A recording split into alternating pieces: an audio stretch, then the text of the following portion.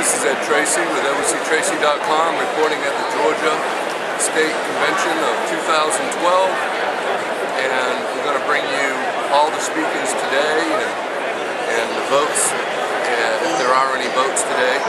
So we're hoping that that this will go smoothly, and hope you enjoy the show. Try to get some people in front of the camera and walk by and we can get them. So anyway, this ought to be a great convention, and there's a lot of folks here. Should be over 2,400 delegates and alternate delegates here today.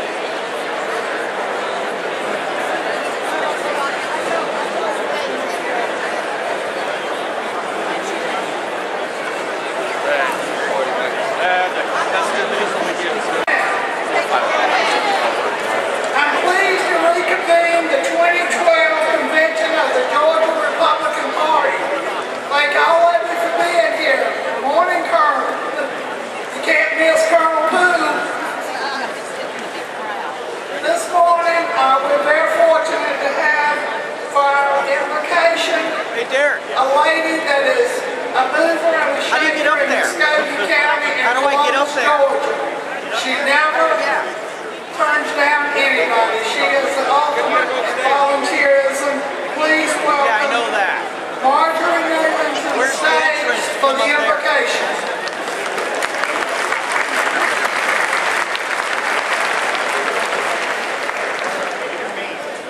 Where's the entrance to get up there? God of our fathers, our help in ages past and our hope for years to come, it is with amazing grace that we have made the journey from the founding of this nation to the present. You have blessed us with the gift of living in a great land filled with opportunity. Our spirits soar with hope and great expectations for what can lie ahead, firmly believing that our best days are always before us. You have surrounded us with individuals endowed with talents, abilities for leadership, and a passion to serve this great nation of ours. Help us to meet here not so much as members of a political party, but as patriotic citizens of a nation we love, to offer ourselves to serve with integrity, wisdom, and vision. May we give voice to those whose voices are not heard, and leadership to those who wander in a world seeking direction. Thank you for those whose extraordinary commitment to serve and protect this nation places them in harm's way. May we all join hands in peace. Bless the deliberations, decisions, and outcome of these meetings. May we honor you with our lives and service, remembering that life is not measured by the number of breaths we take, but by the moments that take our breath away. In your holy name we pray. Amen.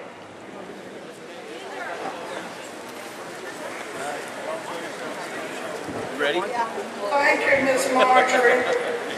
Remain standing or please stand as the color guard for Coweta Falls chapter of the Sons of the American Revolution posts the colors, and please remain standing until the colors are retired.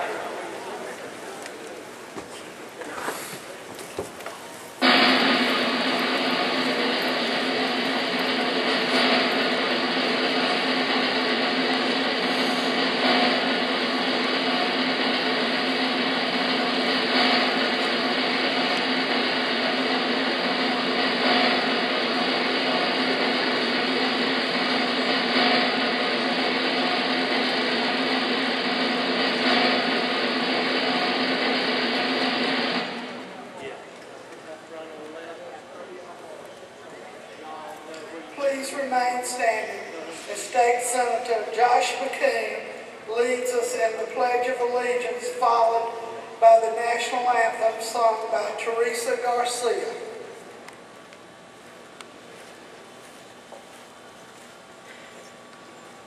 Please join me in the pledge to our flag. I pledge allegiance to the flag of the United States of America and to the republic for which it stands, one nation, under God, indivisible, with liberty and justice for all.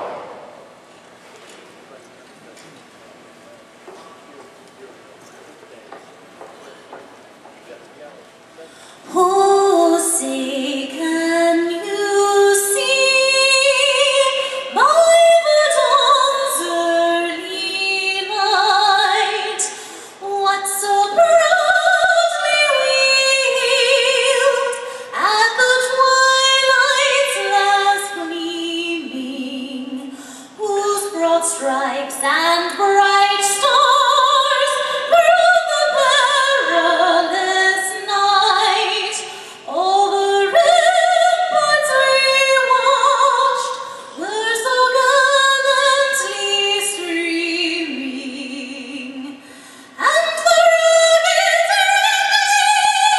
Romans bursting in gave proof through the night that our flag was still there.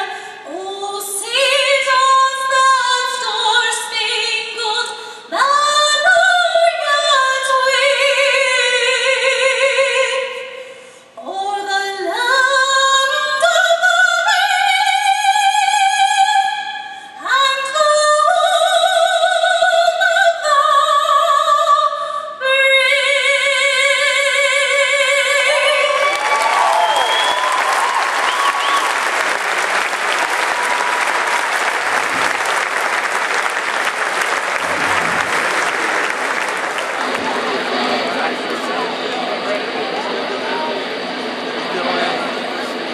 Yeah, it's good to see you, brother. Good to see you, brother.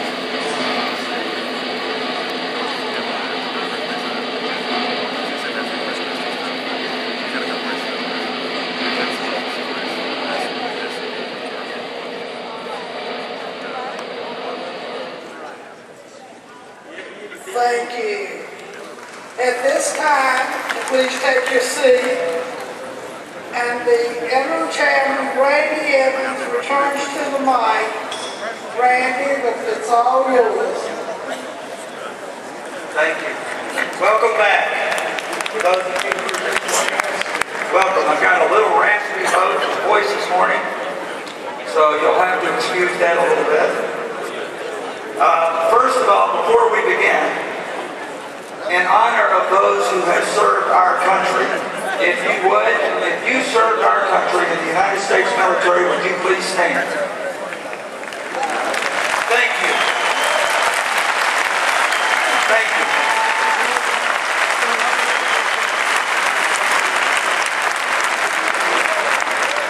We are pleased this morning to be joined by Georgia's 3rd District Congressman Lynn Westmoreland. Lynn and I have known each other for so long. I remember when Lynn ran for state representative back in Sharpsburg.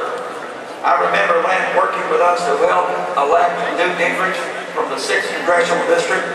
He has gone on to serve in the United States House of Representatives. He was elected to Congress in 2004.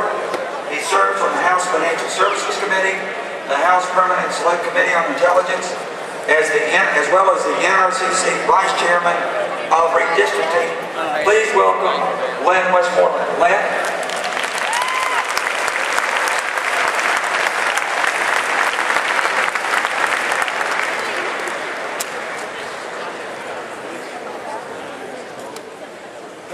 Thank you, Randy, and isn't it great to have somebody on staff that can sing like that?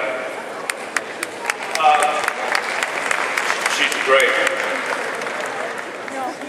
I just want to welcome all of you here. It's great to see such a good crowd. I want to welcome here to Columbus, Georgia. I've had the honor of representing Columbus or parts of it for the last 8 years. I hope you not only are experiencing this great convention that Sue and the Georgia Republican Party has put together, that you might also be enjoying some of the attractions here in Columbus, Georgia. And I know Mike Gaiman will appreciate this plug for the chamber. But they've got the beginning of a great whitewater experience that people here have been working on for a long time, the Infantry Museum. The Springer Opera House where Theresa Garcia got her start. The Coca-Cola Space Science Center and the Navy Museum. So if you haven't taken in any of those, please do. And it's just been my pleasure to be here with you, and this is a great crowd, and you're going to be the guts of what it takes to win this election in November. And I've got to tell you, yes, you are. The grassroots is going to be what does it. And I don't care who your candidate is, and I'm sure that there's a diverse group out there with different candidates, but work hard for that candidate. But then when it's all over, let's come together and be the driving force that's going to send Barack Obama home. We absolutely cannot stand another 4 years of what we have had. Later on, you're going to have a delegation of people that I enjoy serving with come out here, and I know they're not going to talk a lot about yourself, but I want to tell you something about them. You know, it's been my pleasure to be a part of this delegation. It's the most conservative congressional delegation in the United States of America. So, you've got a good bunch. I want to tell you a little bit about Tom Price. I know Tom doesn't brag on himself a lot, but Tom's been a friend of mine for a long time. We worked in the state of Georgia on a lot of different projects, especially on redistricting. But Tom is the chairman of the Republican Policy Committee, and he is doing a great job right now working with our leadership and with the presumptive nominee of Governor Romney on working on a health care plan, a patient-centered health care plan, not a government-driven health care plan. Then I want to talk about Congressman Gingrich. You know, he's on our Energy and Commerce Committee, and he has just done a great job there. Of course, we all realize about the gas prices and what we're going through, and this administration and our Environmental Protection Agency not wanting us to use our own natural resources. And Phil has been a leader on that and getting the message out that we have plenty of natural resources, along with his expertise in helping with the health care debate. And then Jack Kingston. Jack is the longest serving member there with the seniority. And let me tell you, Jack is a cardinal on the Appropriations Committee, which means he heads up one of the 12 subcommittees on appropriations.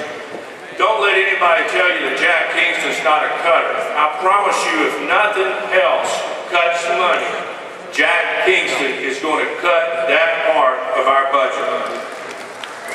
The other thing I want to talk about is Tom Graves. I met Tom and Julie Graves in Calhoun, Georgia in 2002 when Tom decided to run for state representative. I had the pleasure of being up in Calhoun and standing in front of that courthouse in front of probably about 15 people with Tom and Julie when he announced that Tom is going to be a rising star in the Republican Party in Congress. He's also on the Appropriations Committee, and he's doing a great job. Austin Scott from Tifton, Georgia, president of the freshman class. That's right. He's president of the freshman class. His wife Vivian is president of the women, and he's done a great job. He serves on two very important committees for this state: Armed Services, that looks after the 13 military installations that we have here, and including the great base of Fort Benning, Georgia. So, but he also is on the Ag Committee. As you know, Ag is the largest industry in the state of Georgia, and I know that Gary Black and others are happy to have Austin on that committee. Paul Brown is with Homeland Security, trying to keep all of us safe. He's also on Science and Technology, making sure that we stay up with our technological advantage that I think that we have over the world today. And then there's Rob Woodall, who's followed in the footsteps of his previous boss and mentor, John Linder. Rob is serving on the Rules Committee and doing a great job of articulating our positions to the other side and to the world about what we really believe in and why we think these issues are so important. he has also taken over the reins for John Linder on being the champion for the fair tax. So we need to keep encouraging him for that. Then the other thing I want to say is that we do have one member that we miss real bad, and that's our governor, Nathan Deal. We miss Nathan. Nathan was a great mentor to all of us, but he's doing a great job as governor. I'm proud of him. I'm proud he's my friend, and I know you're all proud of him too.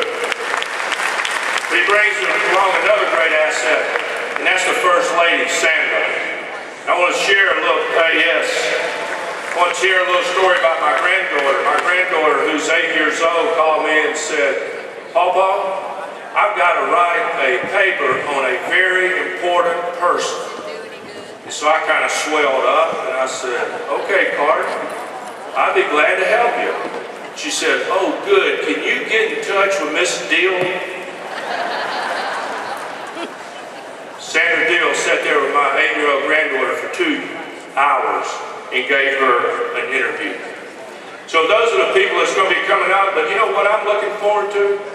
I'm looking forward to those 2 new congressmen that aren't here today because they haven't won, but we are going to pick up 2 seats in Georgia. We're going to beat John Barrow in the 12th, and then we're going to have a new district in Georgia's 9th. So we'll look forward to going from an 8-5 delegation to a 10-4 delegation. As I said before, you are the ones that make it possible for us to do what we do. We couldn't do it without you. And so I just want to encourage you, stay in the fight, because we're all going to stay in the fight. And this is not going to be an easy battle. This November is not going to be an easy election. But as Congressman Gingrich said last night, I don't want to just beat this guy, I want to stomp him. And so, with your help, what we're going to continue to do, I think we can do that. I think we can change America. I think we can bring it back to those individual freedoms that we have. So, thank y'all very much. God bless you, and have a great convention. Thank you, Lynn. What a great friend to have. Well, State Chairman Sue Everhart will now deliver the Chairman's report, followed by the presentation of the Georgia Republican Pioneer Award and the A.A. Richardson Volunteer of the Year Award. Chairman? Thank you, Randy. Thank you very much. You know, in addition to these upcoming elections that Georgia's going to have, and it happens every 2 years, we've got our congressman to re-elect. We've got 2 new possibilities. We're going to win the 14th unless we have a Democrat that runs as a Republican. And we've got the 12th district that's a real possibility. They've got a great district chairman down there, Lawton Sykes, who assures me that he's found some very good people to run. So we're going to send 10 congressmen to Washington next January, and the Democrats, I guess they'll keep their 4.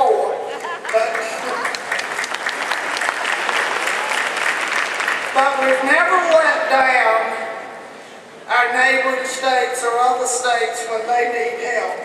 And Wisconsin's Governor Scott Walker's recall election on June the 5th, we're deploying people there via the Patriots Tea Party.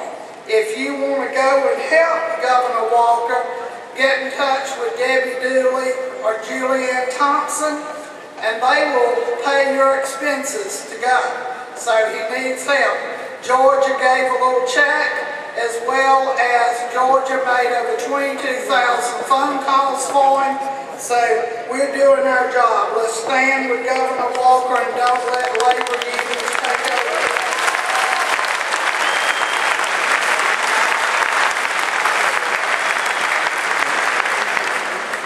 When you go through your program this morning, you'll see a page in memory of.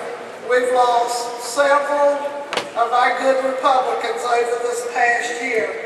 And we've had 2 hard-working Republicans that have died since the program was printed. One of them you see every year in registration, Pam Hill of Cobb County, and then Jean Harder, both of whom were just hard workers, and our thoughts and prayers go out to their families and their loved ones. And if you see any of their folks, please tell them what these two people meant to us. Finally, I will note that we have added the appeals committee to the list of convention committees after the program was printed. We did not know that we would have an appeal that would coincide with the state chairman at the time of printing. I'm pleased to give the 2012 Republican Party's chairman's report. I would like to begin officially by looking out in this audience and thanking a crowd that's here today in Columbus. It's usually an off year, but it doesn't look like an off year today. Congratulations on being elected a delegate or an alternate, and also for spending almost $4 on gas to get here. I want to thank the Muskogee County Republican Party for all they have done providing volunteers to get set up. I don't know if any of you realize, but when we walked in here on Wednesday morning, there wasn't a chair on the floor, there wasn't a banner hung, there wasn't a stage here. The offices weren't set up that we used. Nothing was here. And my staff, along with, which they need a round of applause, they have done a good job.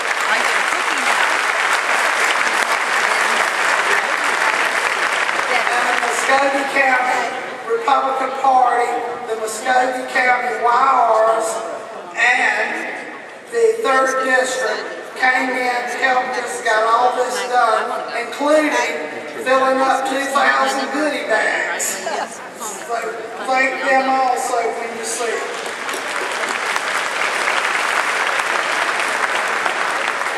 If you ever order flowers from Columbus, Georgia, please call Ann's Porch. Marjorie, Newman, Daphne Pierce, and Kathy Burns talked them out of those beautiful centerpieces that we enjoyed for the dinner last night and the breakfast. I'd like to thank our sponsors for this convention because we never charge enough money to pay for a convention, but we try to keep the price as reasonable as possible. And we have Aflac, Senator David Schaefer, the Coca-Cola Company, Georgia Power, TSIS, Georgia's Association of Educators, Speaker David Ralston, Ray Smith, Georgia Association of Convention Stores that made donations to make this convention possible. And it appears this year that we might come out in the black.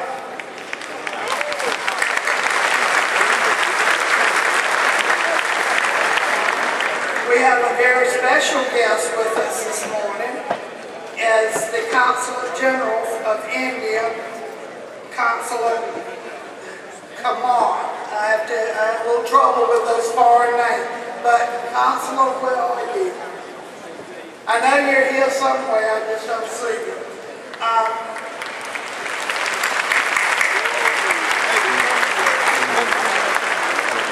We're honored to be joined here today by many of Georgia's elected officials whom you heard from yesterday and will hear from today. The only problem with getting to be a party the size of ours and being so successful in electing Republicans, it would take until about 7 o'clock tonight to call all of their names. So if you're an elected official, whether state, federal, local, please stand and let's give them a round of applause.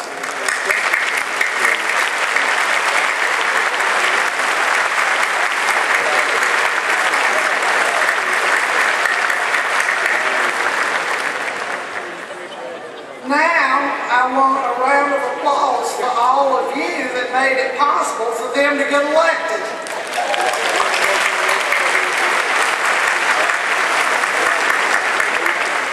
The 2010 cycle was monumental for our party, and I'm proud there is no longer a single statewide elected Democrat in all of Georgia.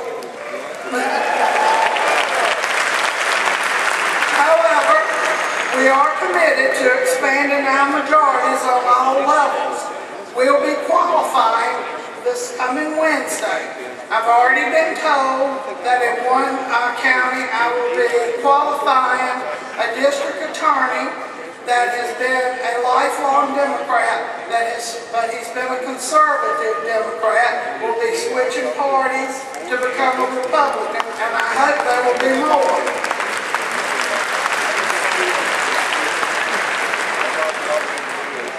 Our party has traveled over the state for the last year and a half since the last elections, training folks, getting them ready for the war that we're getting ready to have in 2012. We've organized new county parties across the state.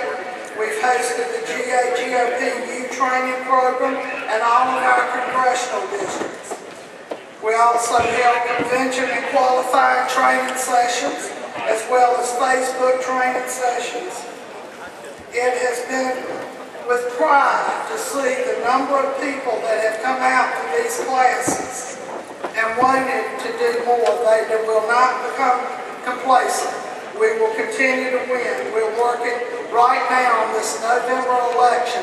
We started the day after the election in 2010, moving forward on this election. With these elections coming, we are going to need everybody in this room, your friends, your neighbors, and those people that didn't come, united, no matter who the candidate is, to win in 2012.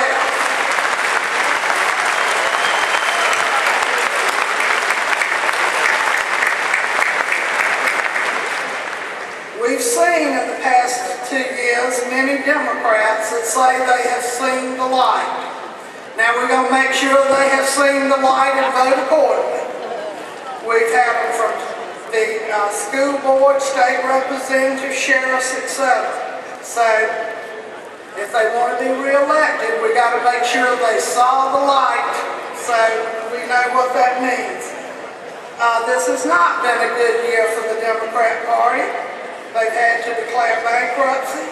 They have had to deal with internal turmoil, but don't think they're dead.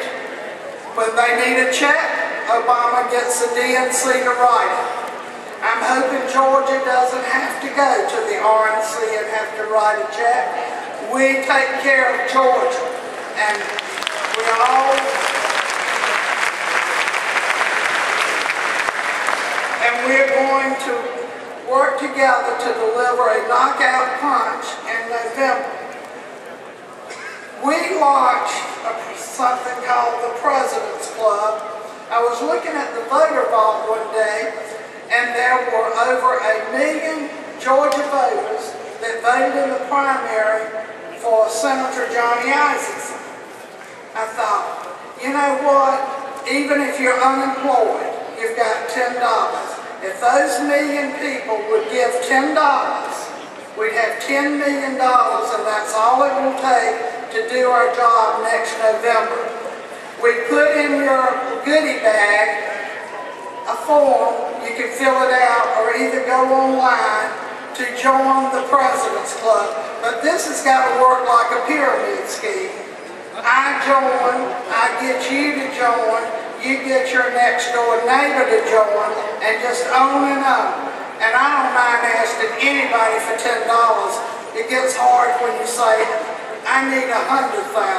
So let's everybody in this room take out those forms and join the President's Club today, and you'll see your name rolling on the website, on the President's Club website.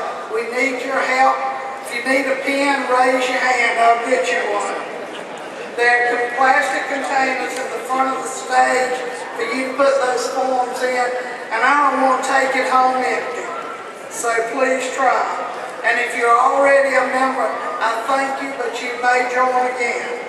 If it's going to work, you're going to have to help me work it. We aren't stopping at the White House in Georgia. We are going to take everything that we can get our hands on, and if we can elect 2 more individuals under the gold dome, we won't have to mess with the Democrats when we want to change or add amendments to the Georgia Constitution. Yesterday, your executive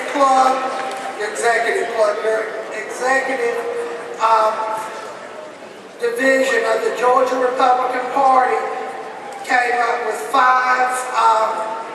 things that they would like to see on the ballot questions to be on the November ballot.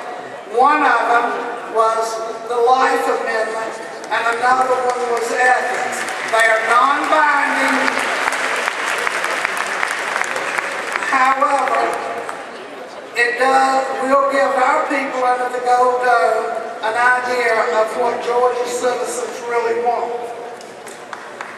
The GOP social media is stronger than ever. If you liked us on Facebook or followed us on Twitter, please continue to do so. We are now ranked in the top 10 in the nation of Republican parties on both Facebook and Twitter.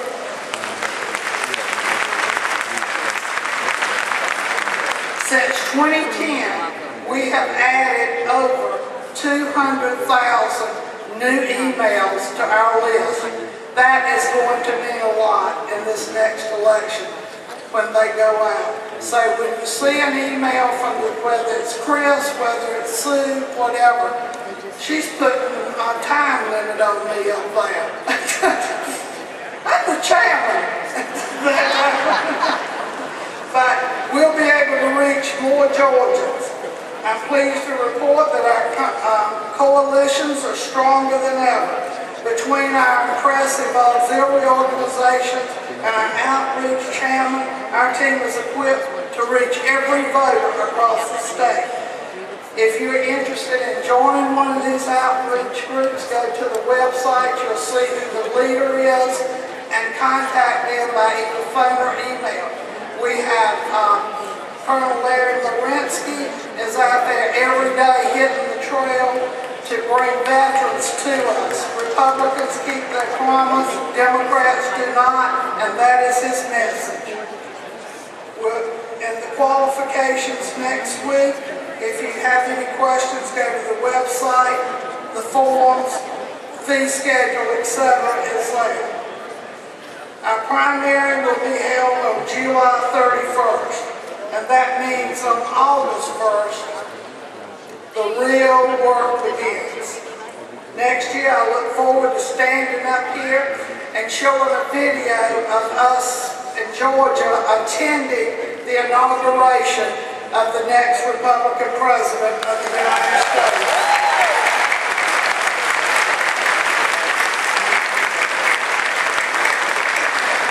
I'm truly blessed to have been elected for 3 terms as your chairman. It has been the opportunity of a lifetime to work with Georgia's grassroots, the hardest working, most dedicated team of volunteers in our country. I do what I do every day unpaid because I believe in the principles of the Georgia Republican Party, and I want to make sure they're carried out in this nation.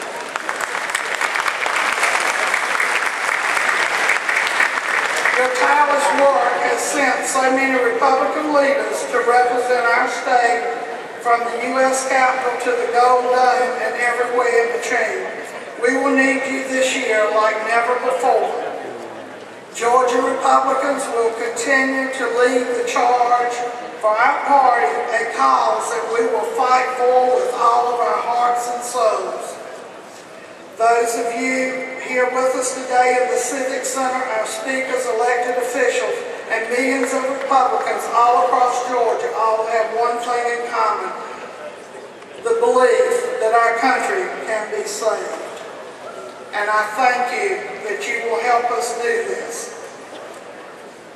I will leave, I'm not leaving yet, but my chairman's report with a quote by Hall of Fame football coach Vince Lombardi, who said, "I believe that any man's finest hour, the greatest fulfillment of all that he holds dear, is that moment when he has worked his heart out in a good cause and lies exalted in the field of battle victorious. This year we will be victorious.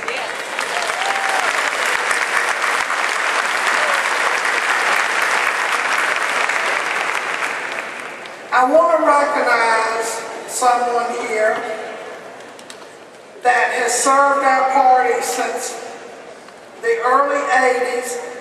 He's been chairman for two terms for 2 times. He's been our national committee man, for over 2 decades. He served this party in several capacities, including his current role as National Committeeman. He is the chairman of the Republican National Committee on Arrangements for this year's event in Tampa Bay. And every state wants to be in the hotel that Poitvent made possible for the Georgia delegation. As Alec finishes his term as National Committeeman this year, I want to wish him the best of luck in his future endeavors, which I know will be many. There's not enough words to describe the things that Alec Poitvent has done. But at this time, I want to... Alec, you want to say a few words? Let's welcome Alec Poitvent.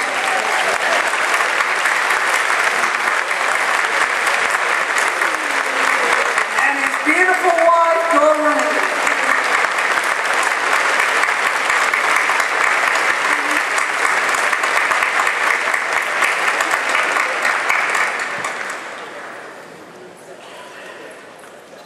Well, Sue, it was most accurate and gracious introduction. I did not ever serve as National Committee woman. But y'all did allow me to serve as both chairman and committee man on 3 different occasions, and but we did that for the best of things. At the process of which we move forward is always, I saw Newt struggling with who all you think. When you've been lucky enough to do a lot. And so Newt took the risk last night of naming a few people, so I figured if Newt could do it, I'll try the same thing. I would first say that back in 1977, I wanted to run for vice chairman of this party, and I asked my wife's permission. You know, in politics, they always talk about how you sit around the kitchen table, and you sit down and have all the discussions, and so I told Theresa I wanted to run for 2nd vice chairman. I think at that time we had East and West, and so I was running for this, and what did you think? And she said, if you do, I'm going to file for divorce.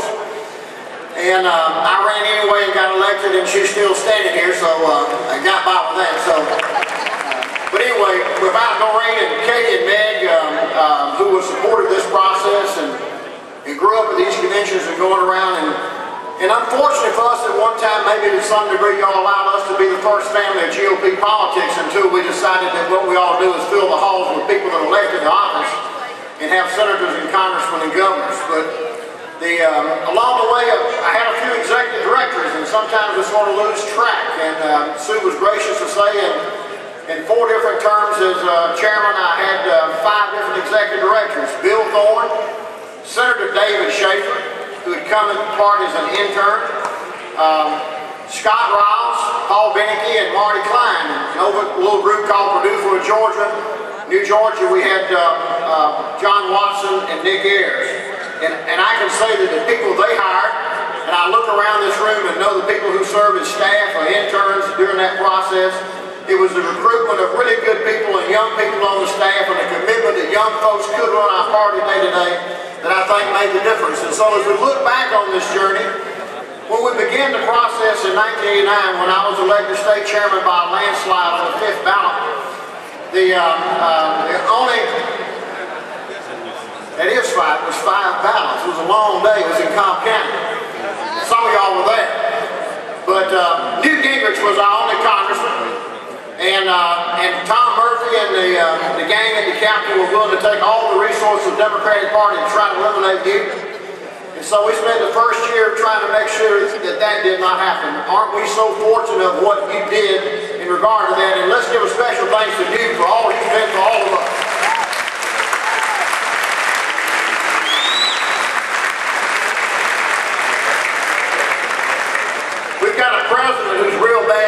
saying aye. I think perhaps you've seen some RNC commercials, so I'd like to talk a little bit today about what we have done.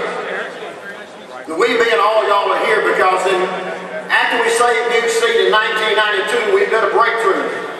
Robert B. Bobby Baker Jr. became our first statewide elected public service commissioner. And on essence, the fourth election in that cycle, we elected Paul Coweta. We kept the lights on in Georgia.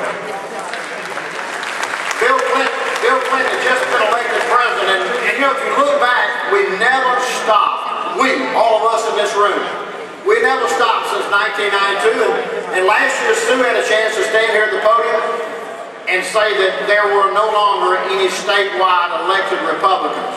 Isn't that an unbelievable journey? We control the House, the Senate, the delegation, and no statewide person, and we did that together, and I thank you for all you've done to make that happen.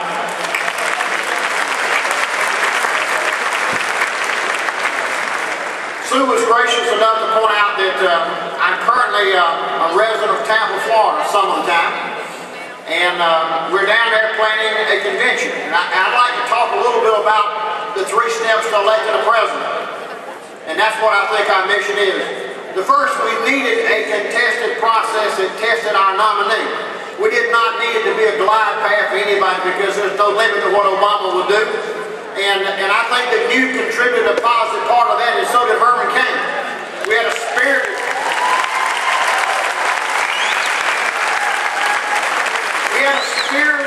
in the family fight in which there weren't any rules and there wasn't too much nonsense.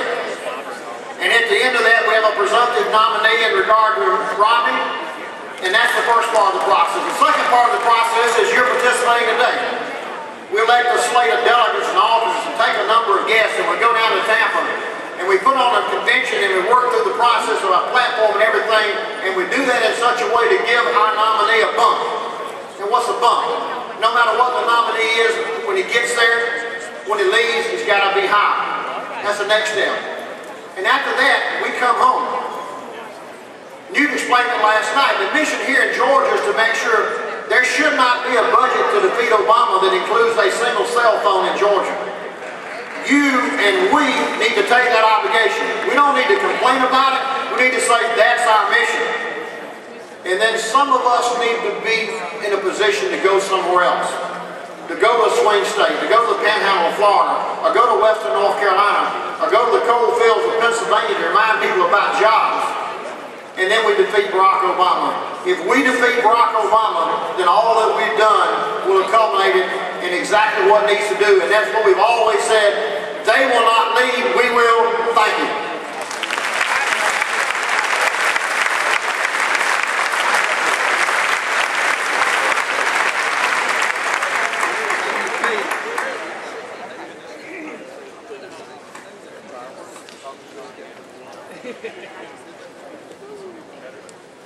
Boy, what a history lesson.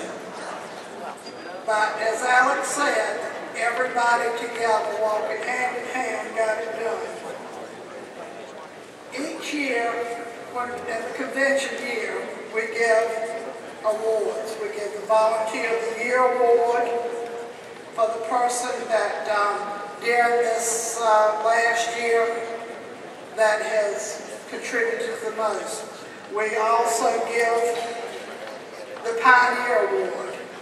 The Pioneer Award is for someone that has been in the trenches for this cause for years and years. At this time, and this is a surprise, I think only 4 people knew it, plus the engraver. There was a couple that I met when I first got active in this party. They welcomed me with open arms. They taught me. I never went to a breakfast in Fulton County or DeKalb County that the gentleman was not there. Always with a big smile on his face and a big hug. I say, well, where's the bride? Well, she thought she'd sleep in this morning, but she'll get on the job this afternoon. And she always did. We lost Bill Chappelle last year. Thank the Lord, we still have Theresa. And I've got two of their friends and my friends, Melvin Everson and Rufus Thompson. Rufus, I've got your name there almost. To come and tell us a little bit about the Chappelles. But the winner of the Pioneer Award this year is Theresa and Bill Chappelle. Where are you, Theresa?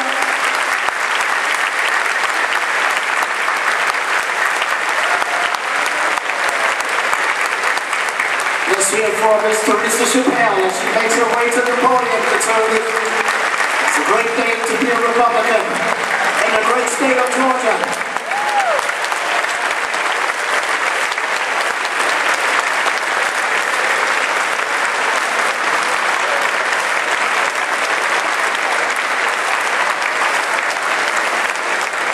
As she continues to make her way to the podium, I just want to briefly comment on my encounter with Ms. Chappelle dating back to my city council days in the city of Snellville, where I attended a grassroots training at Coweta Garden, and Ms. Chappelle was on one of the panels, and I walked in the room and she was filled with such knowledge, such confidence, such passion for the Conservative Party.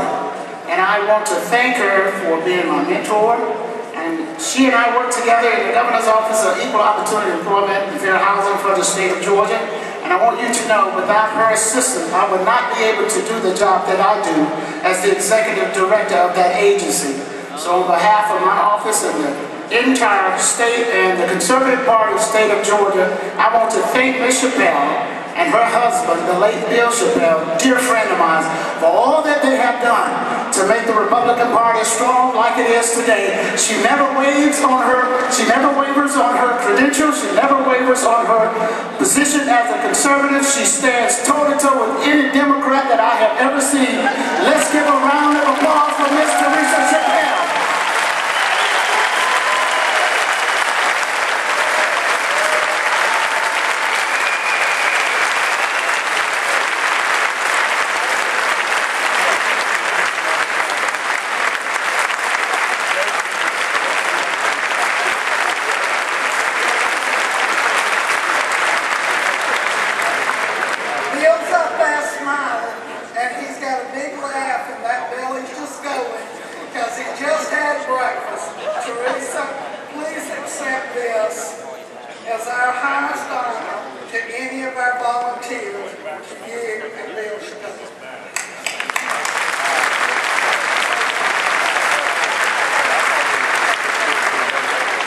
Good morning, and thank you, Georgia Republicans. The party meant so much to both Bill and I. No matter what, we love our party. And it's not easy being a black conservative, as you know. But when you believe in something, doesn't matter what others think. It's what you believe. If you believe in principles and a philosophy, you look at what is the outcome of those things that we really believe. And I could not, in my community at large, just simply say that I'm going to be a Democrat or vote for someone simply because they're black. This is America. This is America.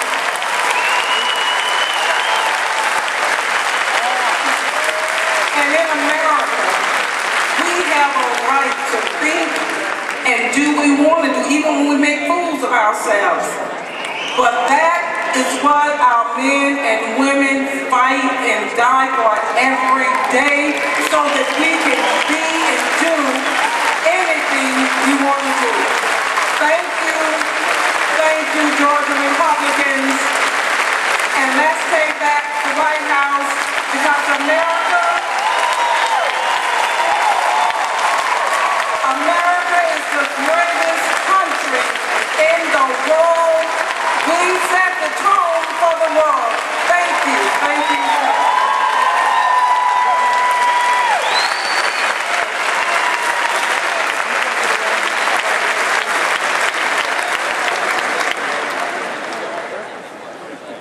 Don't you think she deserved it?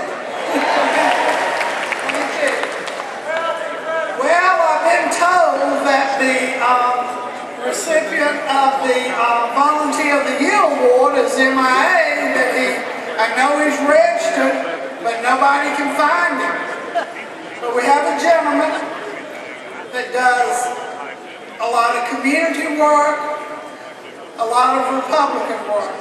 In his community, he helps with providing shelter, providing food for homeless, HIV positive people, battered women.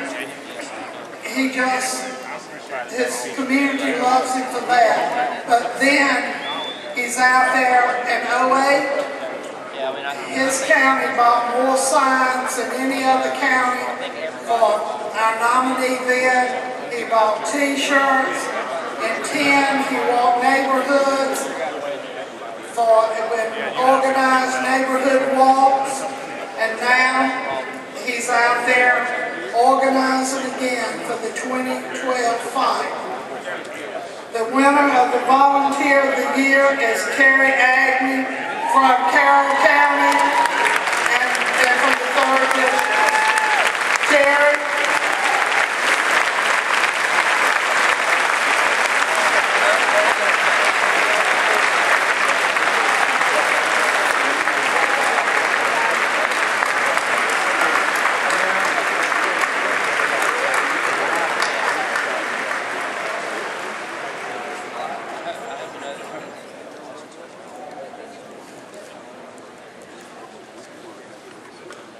I guess he wasn't missing in action.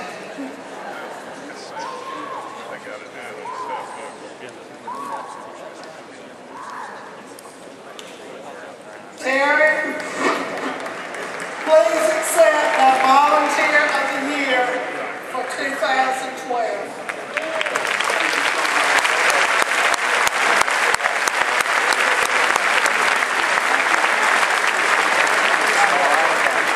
This is kind of surprising. Believe me, I don't have the speech prepared. But I would like to say this. Every county has the opportunity to go out and do the grassroots. This is the most important election of my life, and as you can tell, it's getting white on the roof. But we need to win big in Georgia. We need to send a message across the entire nation that Georgia is solid Republican. And they can do it too. This nation is conservative. We have high moral beliefs here. We need to spread it across the country. And so I'm asking everybody to make the commitment to go out, volunteer your time, help your local party, and let's bring in the votes and let's bring in a victory. Thank you.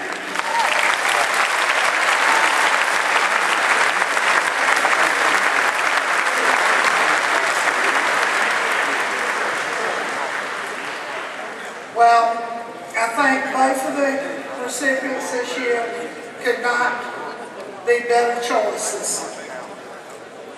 Now, a good choice that Georgia made in 2010 was to elect Georgia's 82nd governor, Nathan Deal, who's with us this morning.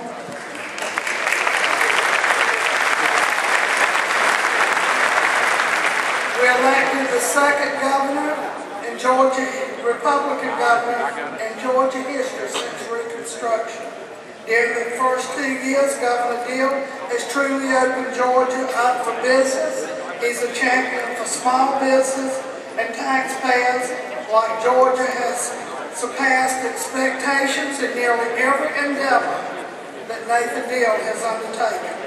His programs have stimulated Georgia's economy, restored public trust in government, eliminated undue interference by government bureaucracies, attracted new business to the state, and improved the quality and accessibility of education for our young people. Please join me in welcoming Governor Nathan Deal. Do you have any other?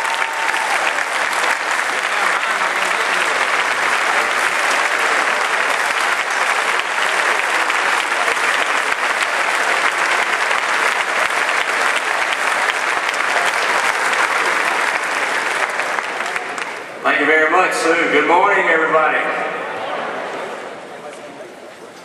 I want to begin by expressing my appreciation to you for the opportunity of serving as your governor, and also to express my appreciation to you for the hospitality that you have shown to me, and especially to my wife Sandra, as we have visited all parts of the state of Georgia.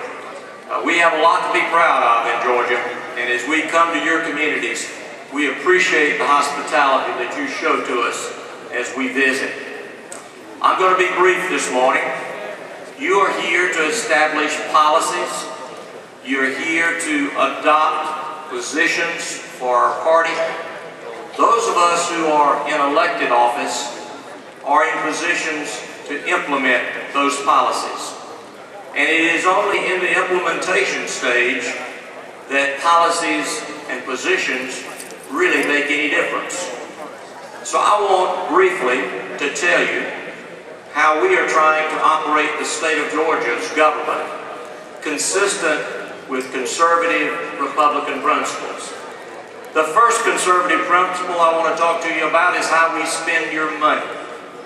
My budget for fiscal year 2013, which was the one recently adopted, funds full enrollment for our K-12 program, a constitutional responsibility of the state. It funds the growth in higher education. It funds the mandated Medicaid growth. Unfortunately, it funds the additional prison growth that our state has had, and it funds the required contributions that we must make to our state health benefit plan and our state retirement systems.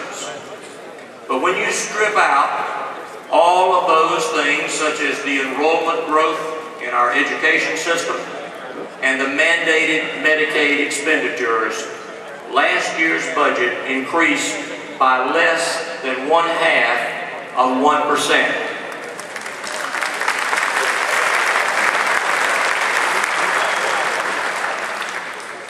Sometimes it's important to compare yourself with your neighbors to see how you're doing.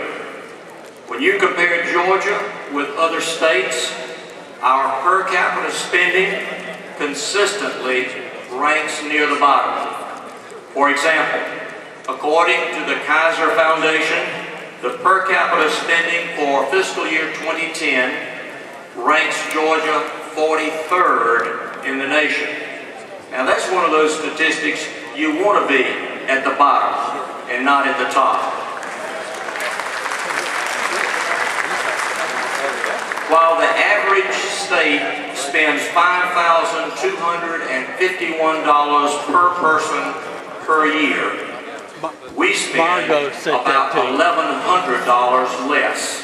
And what that means is that Georgians get to keep more of their money.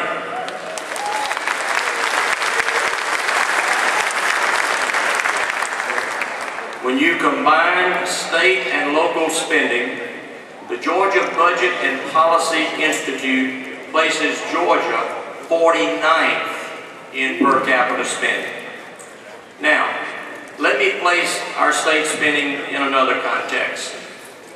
If you adjust for inflation, per capita spending in this year's budget is almost 17% less than it was in fiscal year 2003.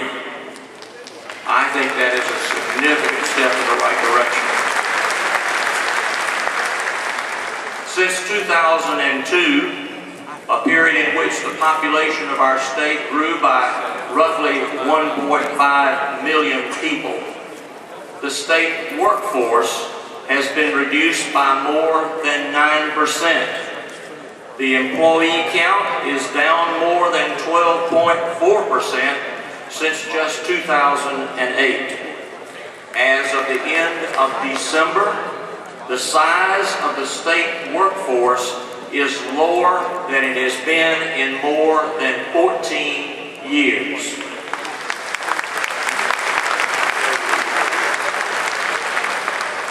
We are proving the conservative principle that you can provide more while spending less. Last year, I permanently eliminated some 14,000 authorized state positions in an effort to ensure that government at the state of Georgia level remains as lean as possible.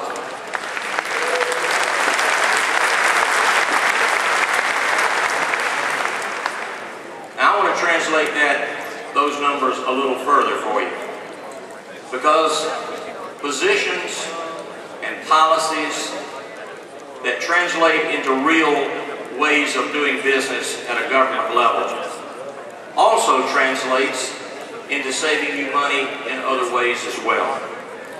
Georgia remains one of only 8 states in the nation that has a AAA bond rating by all major bond rating agencies.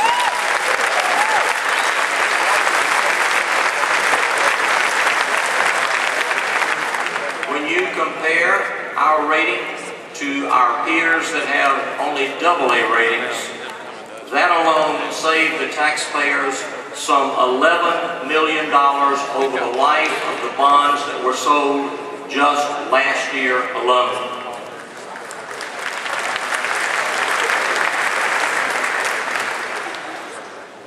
When we keep government small, when we do the few things that we're expected to do and we do them well, which is my goal, we free up the private sector.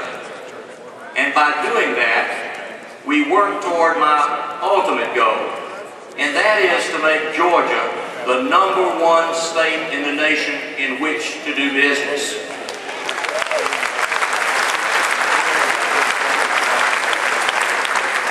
As you haven't noticed, we're moving in that direction rather rapidly. Let's talk about the economy. We are now getting some very promising news in terms of the economic front.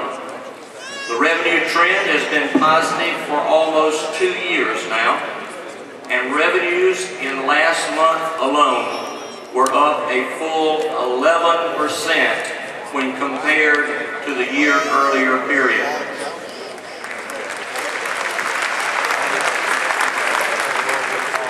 But one of our budget priorities is to not spend all of that new revenue.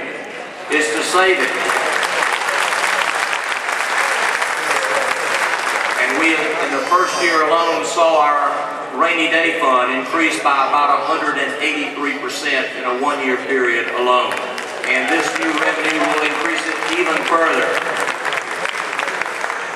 Our unemployment rate continues to drop, now down to about 8.9%. Definitely still too high, but that is down from 10.3% in last September. A recent study by Arizona State University places Atlanta as the #2 spot in the nation for a major metropolitan area in terms of job growth this past year.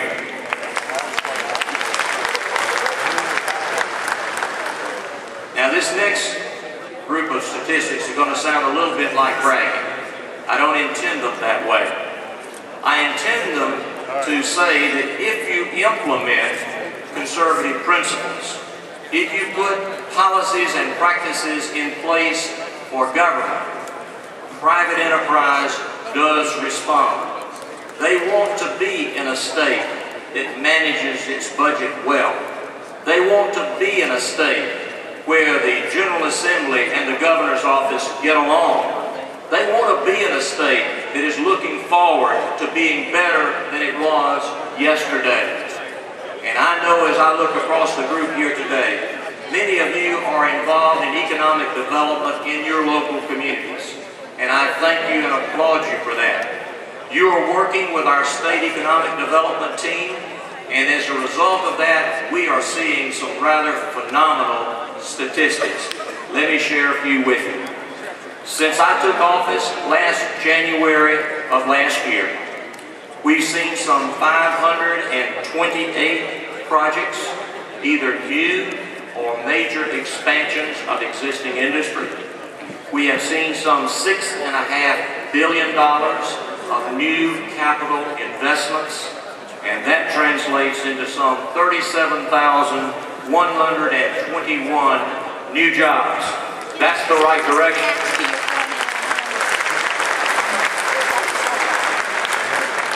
Just to share a few of those that have come our way. We recently had a big announcement from Lowe's and Home Depot that they will create an estimated 1,300 jobs. Starbucks, I see those areas of the state that got those new jobs, I'm sure. Starbucks has decided that for their first manufacturing plant, they're coming to Augusta, Georgia, for Starbucks manufacturing plant.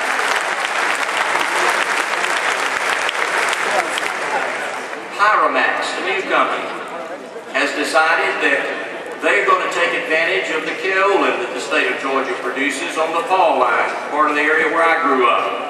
They are a major player in the new oil and gas industry in terms of the fracking process, and they're going to be using Georgia kaolin to make those ceramic beads that they use in the production of oil. They're going to produce some 500 million pounds of those ceramic beads annually.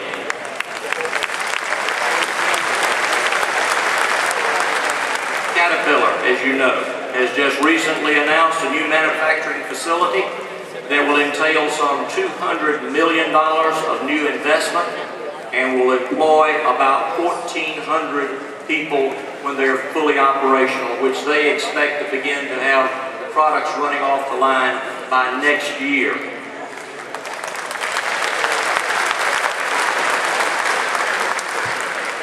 And then, of course, last month, Baxter International, a major pharmaceutical company, announced that they will make an investment in Georgia of about $1 billion. It will employ some 1,800 highly skilled jobs, and we're told on average the salary will be somewhere in the range of $65,000. That is a major new player in the state of Georgia.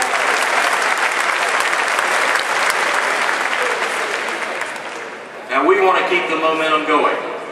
And this year the General Assembly undertook some very difficult subjects. But we were very, very fortunate to have, in some cases, unanimous consent from both the House and the Senate across party lines because they understood the importance of some of the things we were doing. One of those being criminal justice reform. I don't have time today to talk to you about all the details of that, but I can say to you this. It is time the state of Georgia stopped being a recognized state of having a high incarceration rate. It is time we started reducing the burden on taxpayers. It is time we stopped spending $18,000 a year to incarcerate somebody and only spending $4,300 to educate our children. We are on the path of changing that.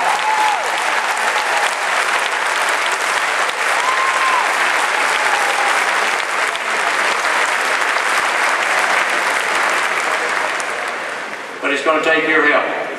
And there'll be more about that as we begin the implementation stage. But one of the other major reforms that I think is generational is that of tax reform.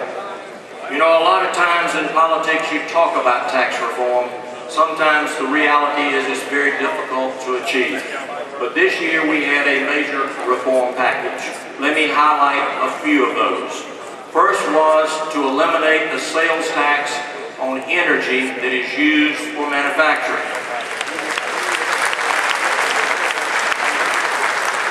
If you recall the list I just called out, that was a major inducement for them to decide that Georgia is a good place to do business.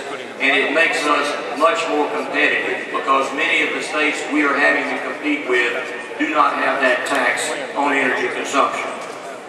Secondly, on the personal side, the package eliminated the so-called birthday tax on motor vehicles.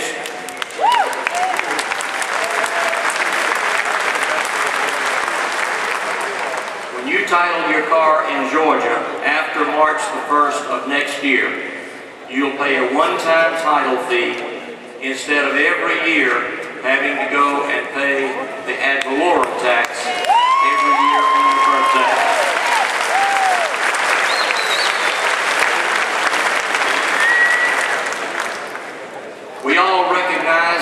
tax policy should implement good social policy. One of the things that I campaigned on, and I am pleased to say that the General Assembly assisted in dealing with this session, was to begin a further erosion of the marriage tax penalty in our income tax code. And this tax code reform does that. It includes another $2,000 exemption for married couples. We are now from $5,400 up to $7,400, and that translates into saving married couples in this state approximately $140 million every year in their personal income tax returns.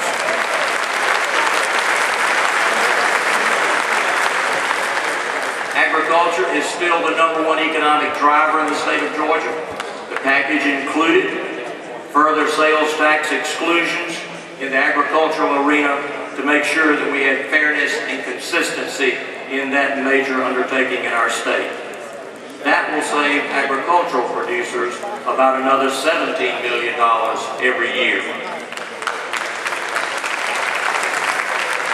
The package also includes allowing a waiver on construction projects that have regional significance. And of course, many of the ones I have just referred to earlier are projects of that nature. They have regional significance, and they will impact many, many counties in our state, regardless of the actual physical location where they are. They will have an economic impact that spreads far beyond that. So, what we're trying to do in the governor's office, the policies that we put forward, are to be consistent with the conservative principles that you have advocated and that I'm sure you will continue to advocate in this convention this year. We are taking those ideas and we are implementing them and making them real. They are saving the people of this state money in their taxes. They are creating job opportunities for the citizens of our state. They are educating our young people to be prepared for the future that is arriving with new requirements for their skills. I believe these are the things that state government should do. We should do those things. We should do them well. And then we should get out of the way and let private enterprise and the free market system lead the way.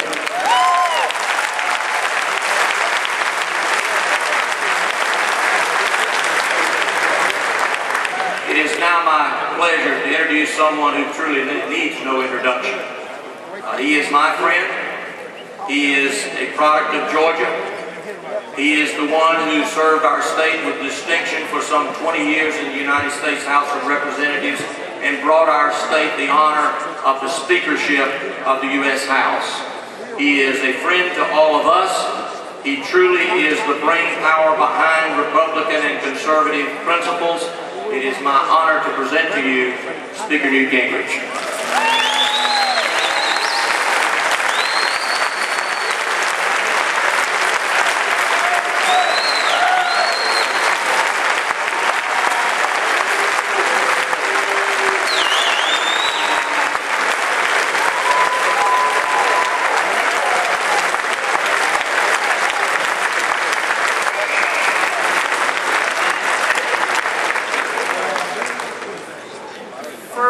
Thank all of you both for that warm welcome and for the great victory you gave us in the Georgia primary where we carried 156 out of 159 counties, and I thank each and every one of you for helping. I want to thank Governor Deal for introducing me, but more importantly, I want to thank Governor Deal for being such a great governor for our state and setting such a great standard. Can you imagine from what he just reported to you what it would have been like to have had a conservative president with those kind of values in the White House for the last 3.5 years?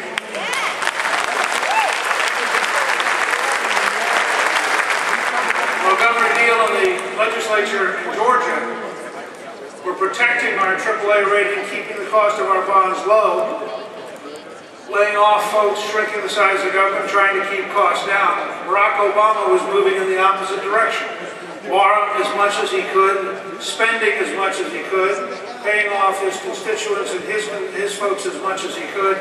You'll notice that Barack Obama is very worried because J.P. Morgan lost $2 billion of stockholder money.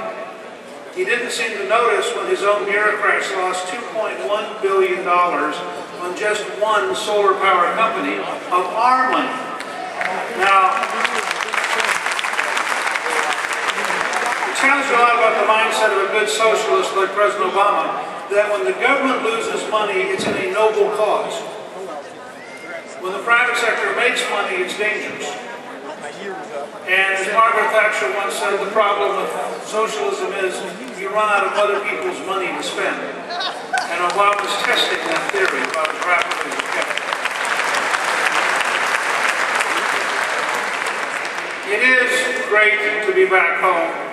I'm not going to try to go through every single person. I was just talking about back with Tom Price, who's doing a great job in the leadership and who replaced me. I want to thank Sue Everhart for the hard work she is putting in as chair, because this is a complicated process to lead the Georgia Republican Party. It was much easier. In the summer of 1960, when as a young Army brat, I first got active here in Muskogee County in the presidential campaign, there were so few Republicans that our conventions were small and simple. And it didn't take complexity. It didn't take rooms like this. We could meet at a very small Shoney's, and we were doing just fine. And then we insisted on electing people, and then we got statewide officers and state legislators and congressmen and senators. Look at this. Now, I happen to think this is good, but it is complicated, and I commend Sue. I want to thank several of my friends statewide, Bubba McDonald, who's here, and Stan Wise, who are just terrific in helping us all across the state. Ralph Hudgens, who is great. I also have to say, two of the folks who are invaluable are right up here. Stefan Passantino did a great job with legal issues all across 50 states, and running for president turned out to be vastly more complicated than I thought it would be. And Randy Evans and I go back all the way to 1976. He has been my advisor and counselor for that entire time, and he was absolutely invaluable. So I'm thrilled to be back with him. I am wearing a Romney sticker.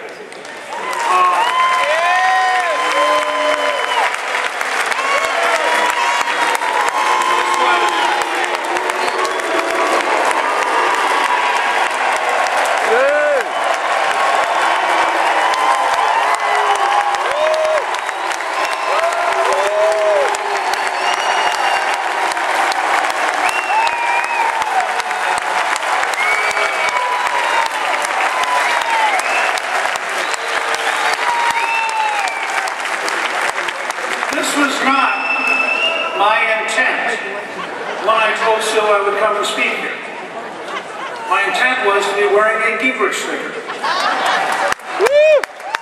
But I want to make a key point, including those of our friends who are still deeply engaged and still deeply emotional. Every person in this room has an absolute obligation to help defeat Barack Obama for re-election.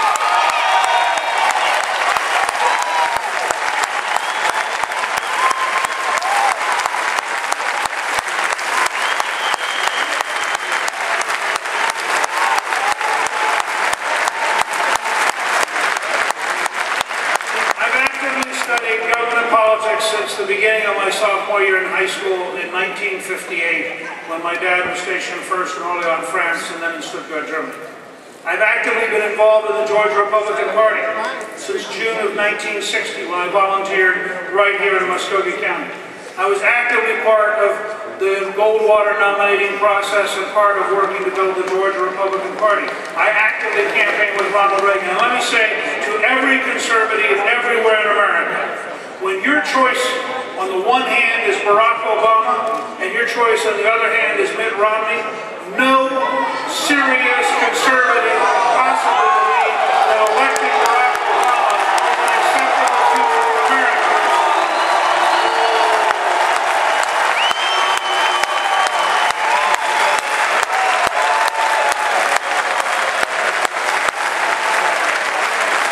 You can hear Ron Paul people booing. That's what the booing has come from. I can summarize where we are for America in three very large questions. I want you to 20 years, I want you to ask yourself, I care about 20 years from now because I have 2 grandchildren. Maggie will be 32 at that point. Robert will be 30. It's a little sobering to think about. I was with them the other night and they were 12 and 10. But you ask yourself, I think there are 3 major challenges for America that come together.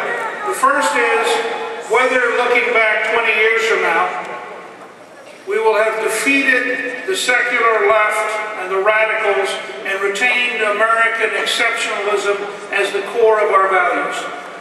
The second is whether we will have innovated enough to fundamentally replace the decaying institutions faster than they collapse.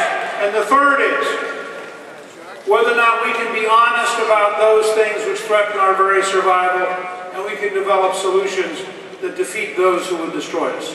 Now let me talk about each one for a second, because in all 3 cases, the re-election of Barack Obama threatens the very survival of the United States as we have known it.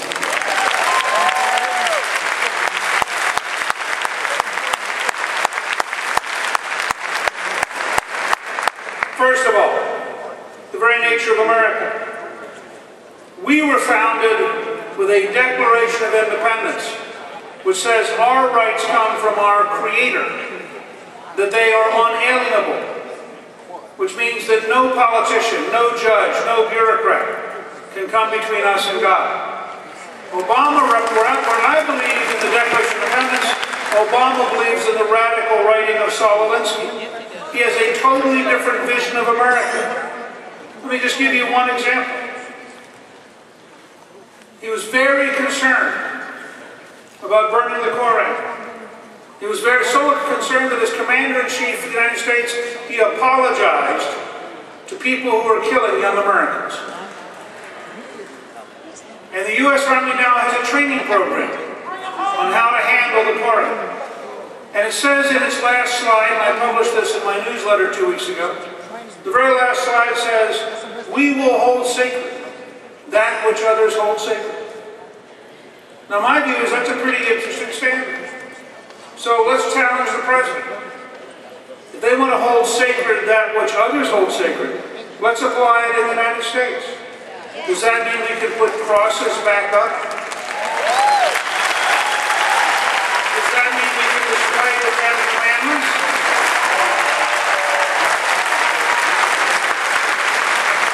President Obama believes that praying 5 times a day is good in Afghanistan. Maybe American children should be allowed to pray once a day?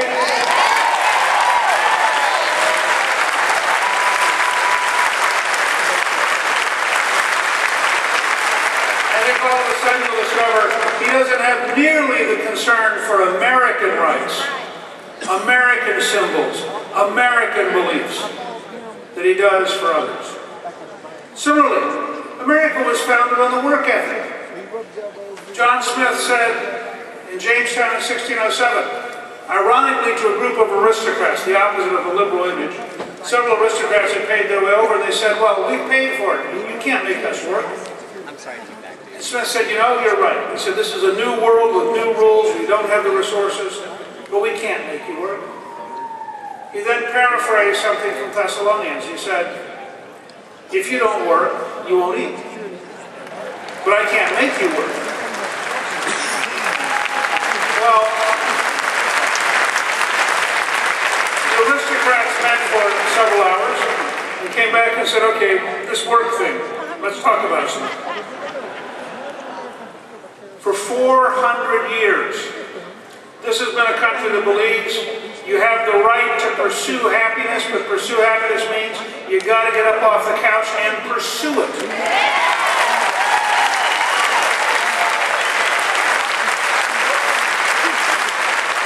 The Declaration of Independence is the opposite of Obamaism. The Declaration of Independence says you can pursue happiness. The Founding Fathers didn't say you have a right to happiness. They didn't suggest we needed happiness stamps for the under-happy. They didn't suggest we need a federal department of happiness. They didn't suggest you had a right to sue if you were unhappy. And if If you had told them some politician would walk in here and say, I know so much, I'm so smart, I'm going to take from the overly happy and redistribute to the underly happy, they would have told you that politician was crazy, because who does he, by what right does he set the standard that he defines who should earn what, he defines who should keep what, he defines that government should control everything if he wants government to control everything.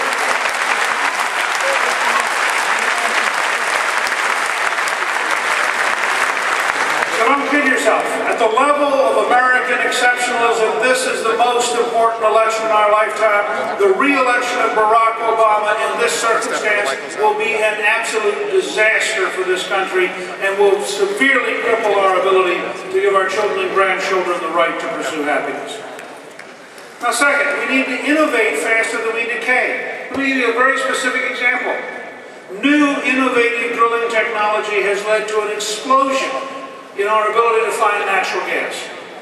10 years ago, we had a 7-year supply. Today, we have a 125-year supply. Natural gas peaked out at around $7.97 a unit in 2008. They have been producing more and more of it in places like western Pennsylvania. There are 63,000 new jobs producing natural gas. The price has crashed to $2.05 because it turns out the conservative model of supply and demand works. If you massively increase the supply, the price comes down. Now, the Barack Obama socialist government control model doesn't work like that, and furthermore, because he's so deeply invested in very expensive, very esoteric technologies, inexpensive fuel drives liberals crazy. Because, first of all, it means you can drive the kind of vehicle you want. Now, I've tried to say for a number of years, the number one problem with vehicles like the Volt and the Prius is that you can't put a gun rack in them.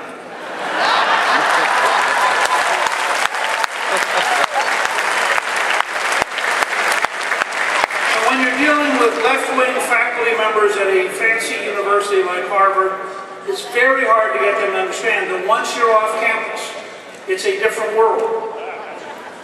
And that's you cannot overstate this. We have a Secretary of Energy under Obama, Dr. Chu, who has said already, very clearly, he wants Americans to pay European-style prices for gasoline, which will be $8 or $9 or $10 a gallon. Now, he's backed off in order to try to get reelected. Well, let's be clear. He was the first Secretary of Anti-Energy in American history. And they have done everything they could to stop us from developing energy. And guess what happens when you develop energy? Go look at North Dakota. They've used the very same drilling technology in North Dakota. They are today producing massively more oil than they thought existed. 20 years ago, they thought they had 150 million barrels of reserve. Today, they think they have 24 billion barrels of reserve in North Dakota alone. Guess what's happened to the unemployment rate? It's dropped to 3.5%. And that overstates it. They got 16,000 jobs they can't fill in the oil patch because the 3.5% have the wrong training, which is why I've advocated we change unemployment compensation so it always comes with a training component so no one ever again gets 99 weeks for doing nothing.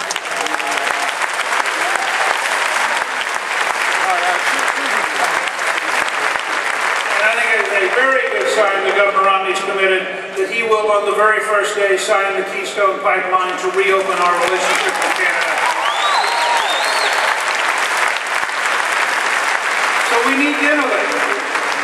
And let me say to my friends who are for Ron Paul, some of the things that Ron Paul's for are innovations in Canada. We need an audit of the Federal Reserve because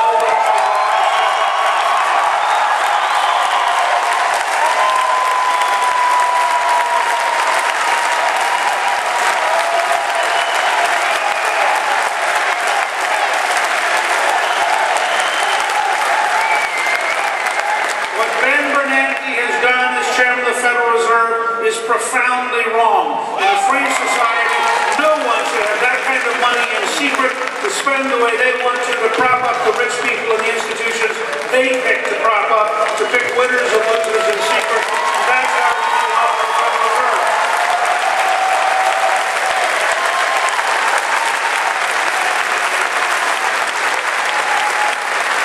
We also need appointed Ron Paul to be part of. We need a new commission on the possibility of going back to a hard currency, a commission looking at gold. We need people accountable for American big grant.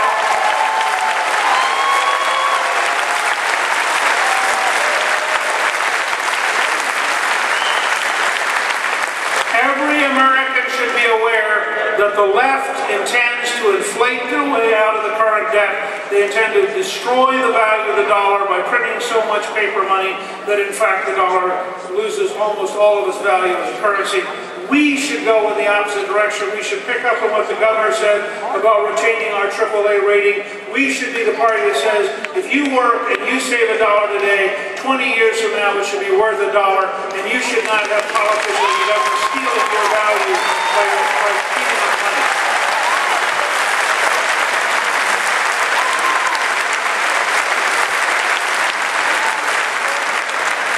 So, on American exceptionalism, there is no choice.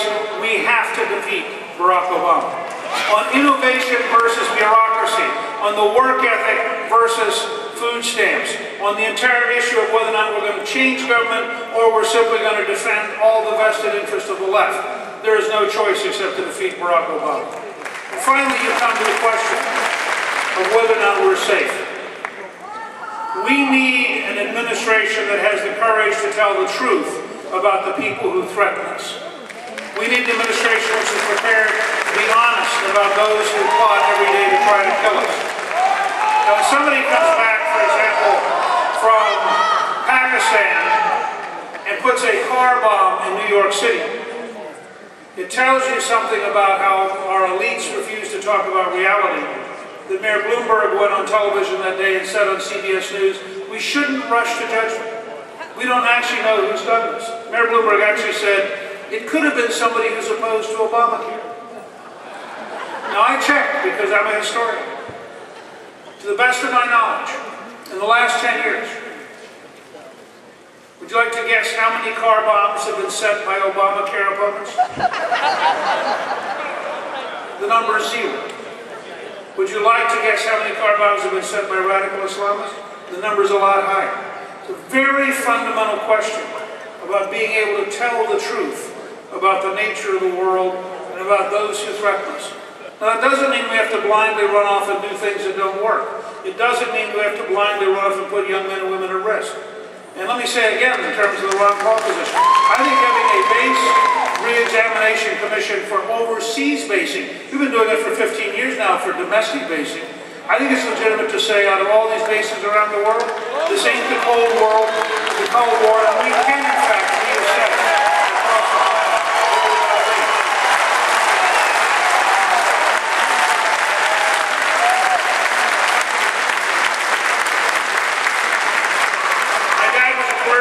he spent 27 years in the infantry.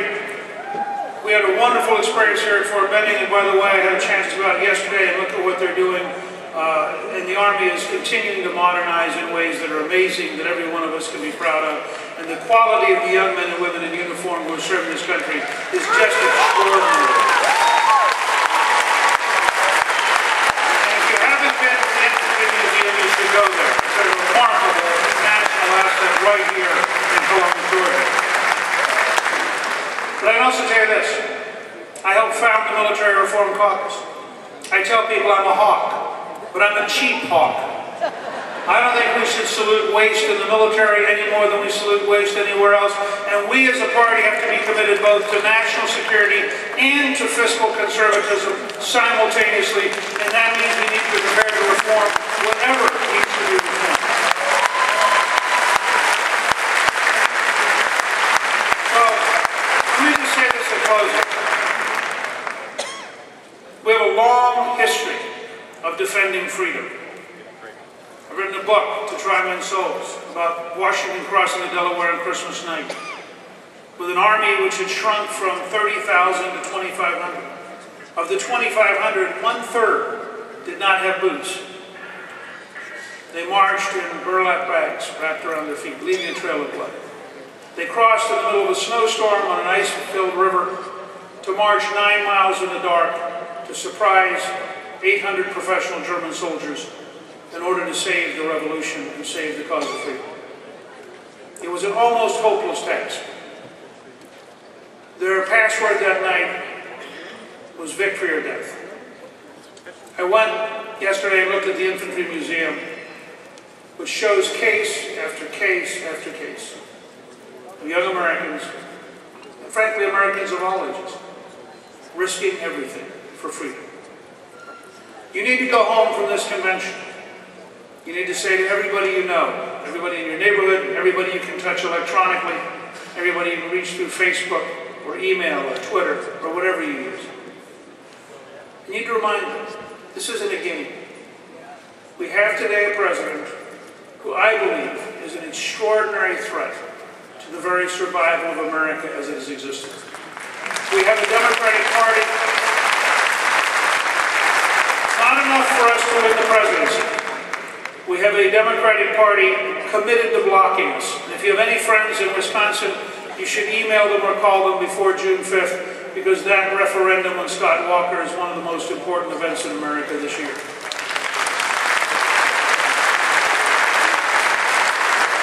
So we have a challenge. Here in Georgia, we need to pick up at least 2 more congressional seats. We need to help all across the country to win Senate seats. We need to pick up the seat in Florida, for example. We need to pick up the seat in Nebraska. We need to win control of the Senate. We need to increase our margin in the House. We need to win the presidency. And we need to do it in a campaign which has moral purpose, which is philosophically clear, and where the American people send a clear and a decisive signal to Washington that we are determined to take back our capital, and we are determined to take back America, and with your help, we are collectively going to do it, from Governor Romney through the Senate to the House.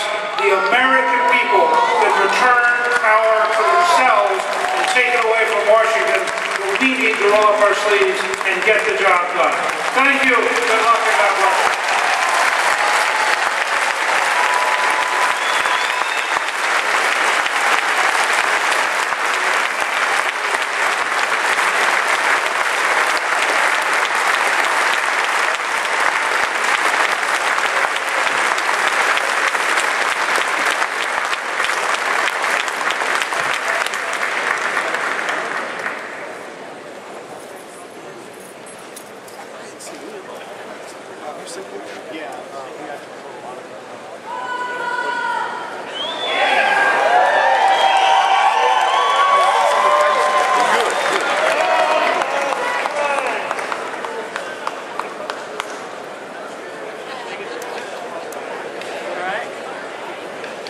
Thank you.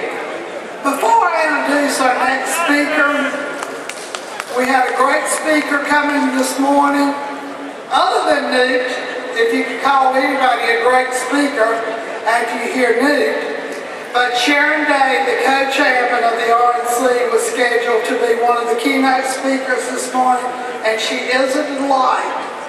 However, in Indiana, there's a plane that just won't leave the ground. It was supposed to leave at 6 o'clock this morning. They've flown in a mechanic from Atlanta, and it does not appear she's going to make it here. Then she tried to have Skype equipment, and that is failing. So I think we probably will not hear from the co-chairman of the RNC today. But our next treat comes from our Lieutenant Governor, Cagel. He served in our Senate. Then he became our first Lieutenant Governor in history. We're proud of him. We're proud of what he does every day. We love his sweet wife, Nita, and those good-looking boys that he has. Nita needs to come on the stage with him, I think, but I don't know if she will.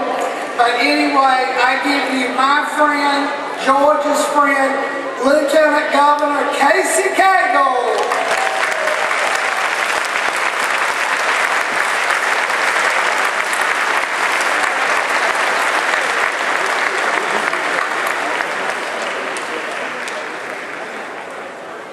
Wow, well thank you so much, Sue. What a great opportunity to be here. Although I will say that I'm having a little bit of a complex because our last convention we were together, I had to follow Herman Cain. Now I'm having to follow the speaker, Newt Gingrich. So the only way I could even the score is to bring my high school sweetheart and lovely bride, Nita. Would you agree with that? It is a great honor to be here. I will tell you that Newt and I go way back, and actually it was back in 1994. This starts my 18th year in public life, and I ran for the state senate in 1994, and I had a chance to be involved with GoPac and work very closely with the speaker then. What a phenomenal visionary, what a great speech he just delivered, but most importantly, I hope you are just as saddened as I am that we're not going to get to see Newt Gingrich debate Barack Obama. Is that right?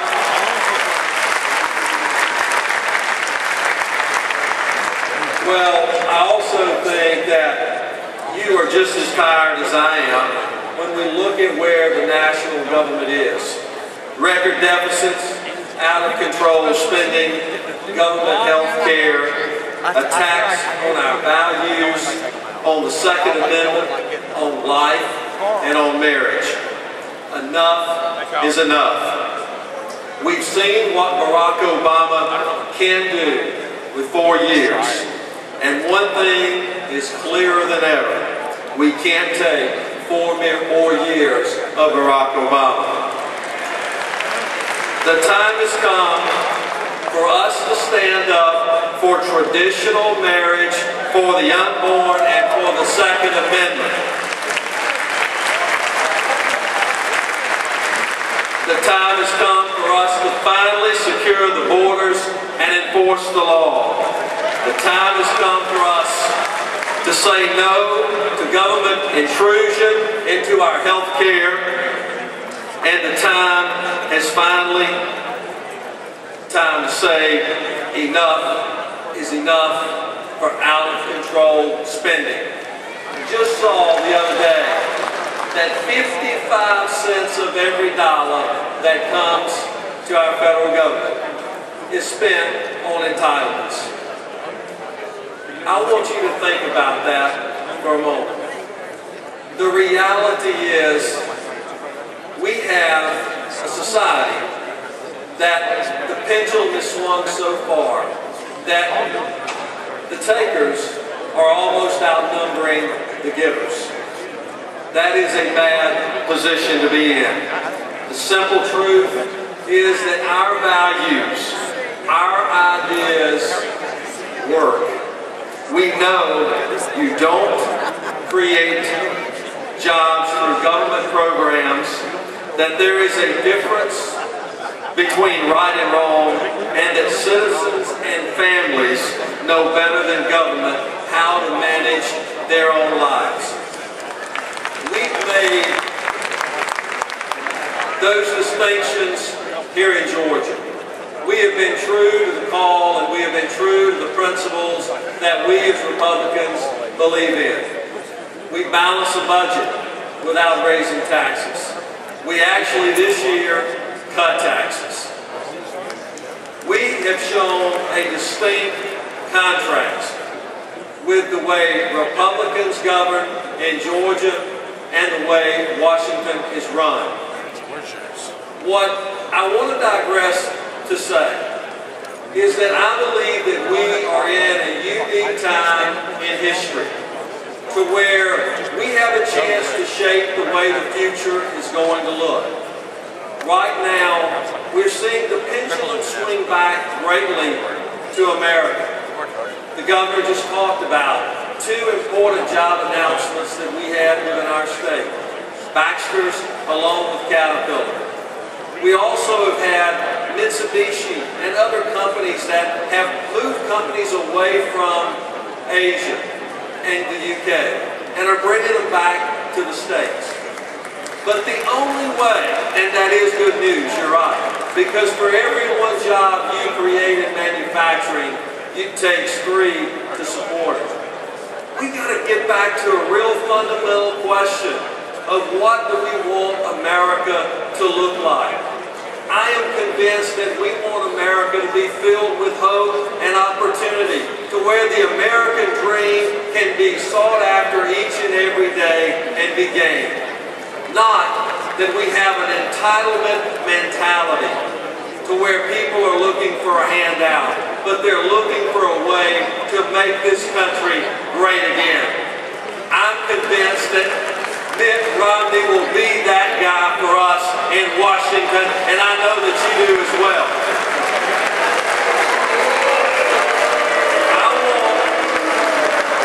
I want to say, because I know what it's like to have people on both sides. I'm the presiding officer of the state senate. But what I will tell you is that the political process is a unique process. And it's unique in that we all have a chance to be vetted. And we have had that process by which vetting has occurred.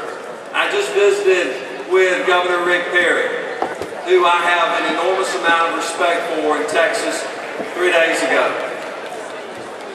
To see the way he's approaching things, to see that we don't look back, we look forward. And forward is filled with prosperity and hope. And all of us have got to stand shoulder to shoulder as a party, united together for one common cause, and that cause is to beat Barack Obama and gain the White House again. If we're going to see the America that all of us have fought hard for, we've got to stand shoulder to shoulder, not looking back, but looking forward. That's the beauty of being a Georgian. That's the greatness that we find in Georgia, is that we are better when we stretch. I want you to think about the greatness within our state, the visionaries that came before, that had the vision not only for an airport that now is the busiest airport in the world, but had the vision and the insight to create a port in Savannah that now is the fastest growing port in the nation. Those individuals that were willing to be stretched and take a risk to ask the Olympics to come to Atlanta in 1996. All of us are better when we choose to go that extra mile, to do just that extra amount of effort. We as Republicans have a true chance to show the distinction clearly between a free market approach and a socialistic approach. I submit to you, if we will do our part, just like you did for me back in 2006, and like you've done for me each and every time, we will make a difference for this state and for this nation, and more importantly, for the generations are to come. Thank you for all you do. Great convention. God bless you, and God bless Georgia.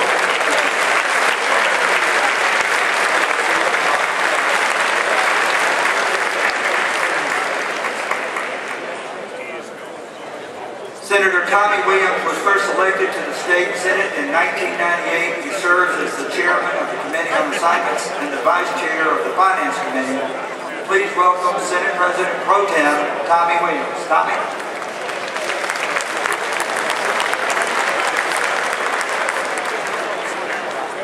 Thank you, Randy. I appreciate the opportunity to be here. Let me just say that this session was one of the best sessions in recent history.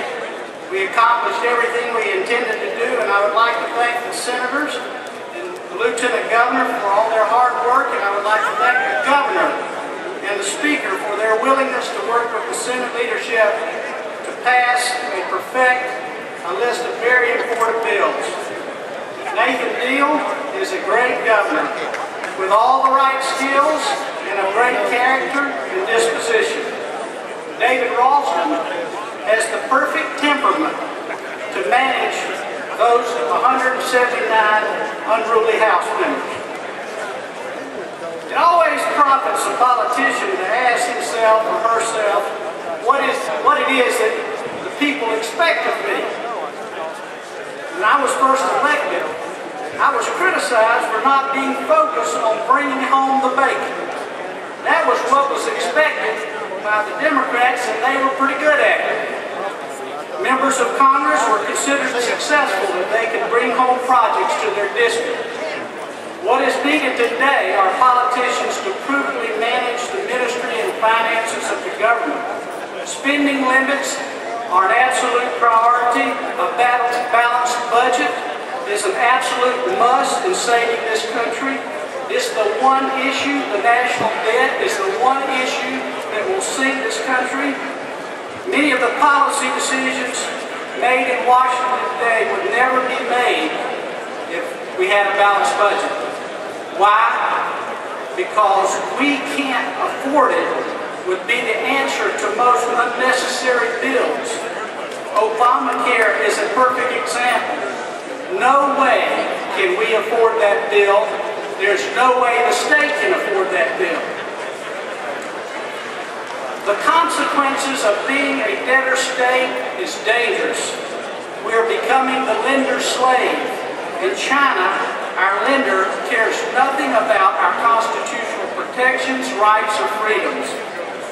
I heard a quote a few weeks ago that said, "You can't drink yourself sober, spend yourself rich, or borrow yourself out of debt." We have to understand that it is not the responsibility of government to provide for everyone's needs, but to protect individual freedoms. The big entitlement programs, they can't exist anymore as they are today. We can't afford them. We have to be forceful in saying we can't afford it. It's what I tell my children when I go into Walmart and they start pulling things off the shelf and I say, "Put that back, we can't afford it." You say it with me. We can't afford it. Speaking of children, everyone in here, including children, owes more than $50,000 to the federal government. My family, the 5 of us, owe $250,000. Consider that I will have to pick up another family's obligation that will not pay any taxes, and now I'm responsible for $500,000. That's me personally taking care of my family. Amortize this over 20 years, assuming we go no further in debt, and I have a monthly payment of over $3,000 a month, and I'll tell you folks, I can't afford $3,000 a month, and neither can you. Who's going to pay this? We can't afford it. I urge our congressmen to look at what states like Georgia have done with our balanced budget amendment as a roadmap to correct inaction. When revenue stopped coming in to the state of Georgia, we cut the budget. We prioritized spending. We implemented program budgeting, zero-based balanced budget. We laid off state employees. Currently, we have 5,000 fewer state employees than we had 3 years ago. Why? Because we couldn't afford them. All the while the population was growing and expenses were going up, you asked us for limited government, and in the Georgia Senate, we gave you limited government. When the Democrats were in power, they used to spend $20 million a year in local assistance grants. It was their leadership's way of buying votes, lighting ball fields, making uniforms. The list was long. Today, under Republican leadership, you know how much we spend on local assistance grants? Zero. A big zero. Look at the inside. You know why we spend zero? You know why we spend zero? Because we can't afford it. It's not the role of state government to do all these projects. Like the federal government, unlike the federal government, we have one of the lowest debts per capita of any state in the nation. What little debt we what we ought to be spending our money on. We're making prudent decisions just like Georgia families. We're living within our means. Folks, the culture of elected officials bringing home the bacon is not the priority of Senate Republicans. There is no bacon. The hogs have been slaughtered, the sausage has been stuffed, the chickens have been boiled, the lard has been rendered. The only thing left is the squeal of those lamenting not having any more pork.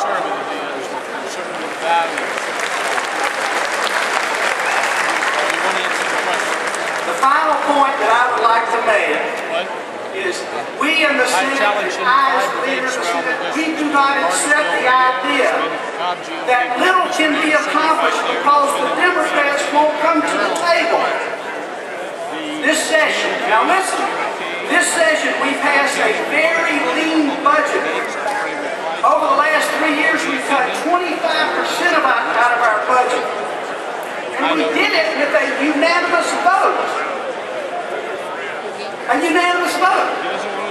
We passed major tax reform this session that creates jobs and cuts taxes. And you know, we did it with a unanimous vote. We passed judicial reform with a unanimous vote. We passed a charter school bill that required Democratic support, and we got them to vote for it.